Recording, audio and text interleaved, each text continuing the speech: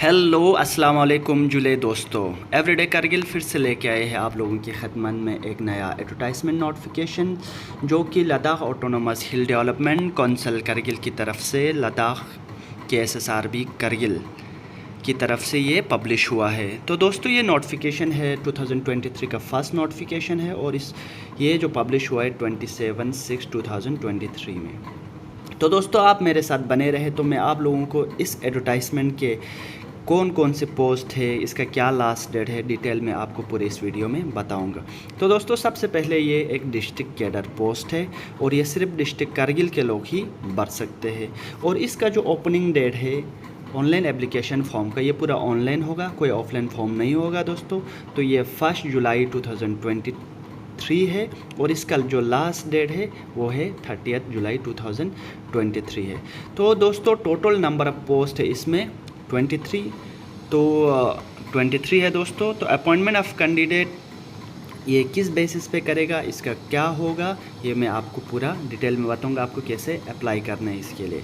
तो दोस्तों सबसे पहले जो पिछली बार भी बहुत सारे एडवर्टाइजमेंट निकले थे DSSRB करगिल की तरफ से, उनके वेबसाइट पे जाना है और आपको वहाँ पे एक अगर आप नया कैंडिडेट हो तो वहाँ पे आप अपना एक यूज़र ID बनाना है, न्यू यूज़र या रजिस्ट्रेशन करके अपने फ़ोन नंबर से या अपने ईमेल ID से।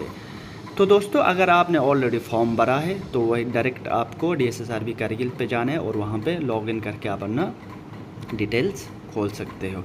और ये जो डिटेल्स है फ़ोटोज़ आपको डालनी है 100 KB और सिग्नेचर भी आपको 100 KB और अपना डिटेल्स आपको भरना है। तो दोस्तों ये सब तो ठीक है, उसका पेमेंट का लास्ट डेट है 30। तो हम बात करते हैं दोस्तों इसका एलिजिबिलिटी क्या है।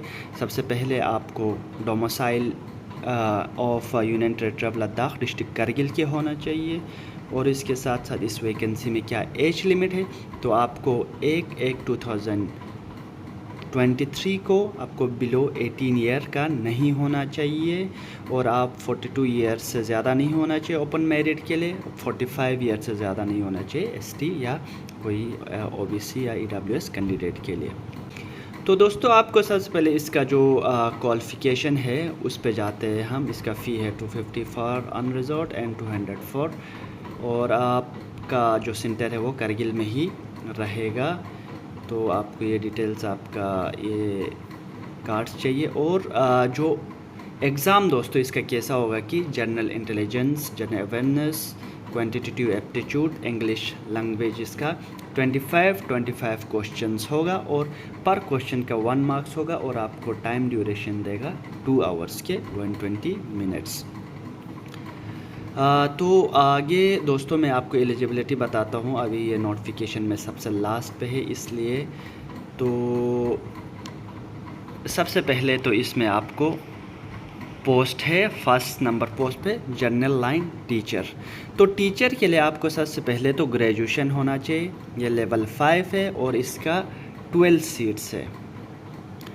तो दोस्तों इसका मेन एलिजिबिलिटी क्या है, एसेंशियल क्वालिफ़िकेशन आपको ग्रेजुएशन होना चाहिए, ग्रेजुएशन के साथ साथ आपके पास BEd होना चाहिए सेकंड पे, और BEd के साथ साथ आपको CTET क्वालिफाई होना चाहिए।